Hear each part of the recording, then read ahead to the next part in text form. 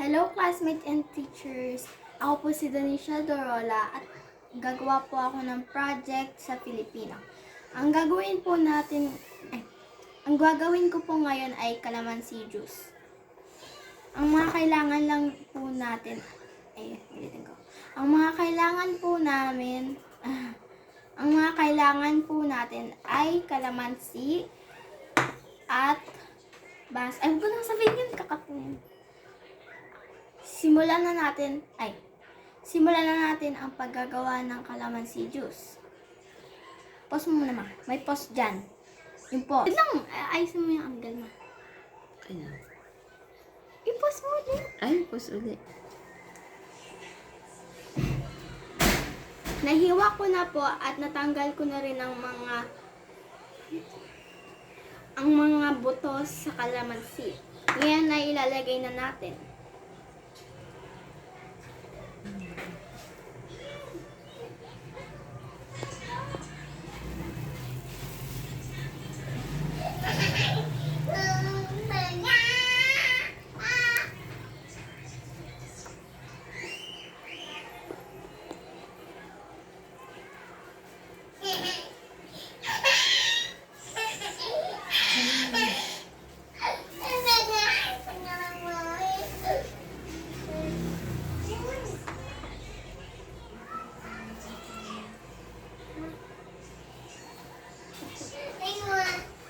Okay lang, naka-fast forward naman to.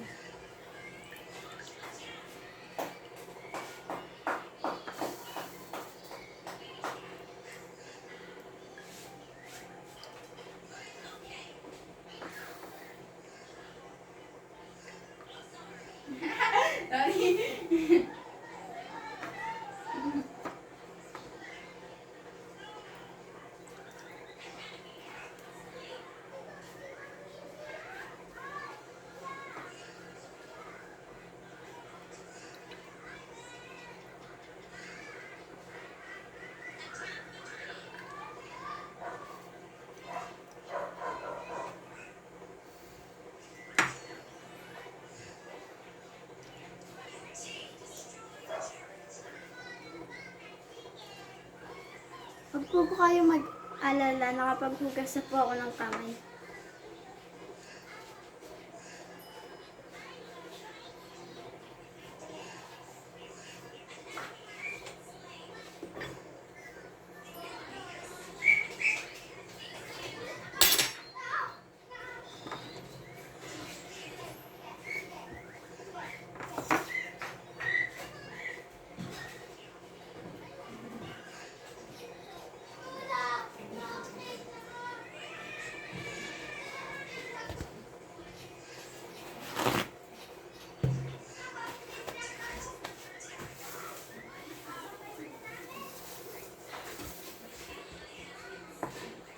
Ngayon po ay natapos na natin ilagay ang calamansi juice. Lalagyan po natin ng konting asukal dahil masyado pong maasim ang Lalagyan po natin ng konting asukal dahil masyado pong maasim ang calamansi. Pero optional po ito kung lalagyan niyo po o hindi.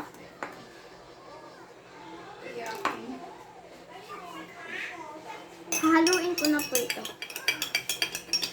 Pagkatapos ay haluin. Hindi haluin ko na po ito. Pagkatapos ay haluin. Pagkatapos ay haluin.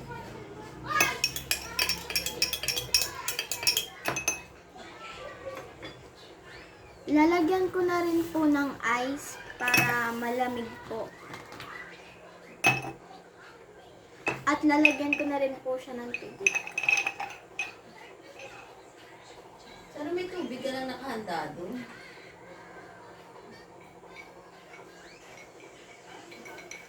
Or ice pa, tapos haluin.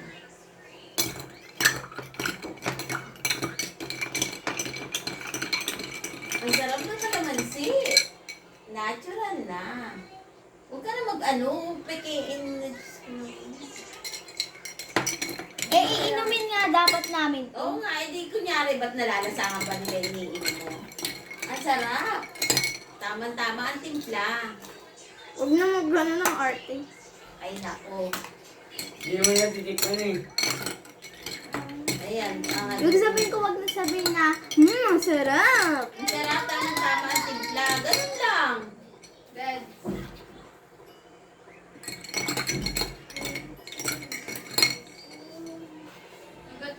Pupos ko nga.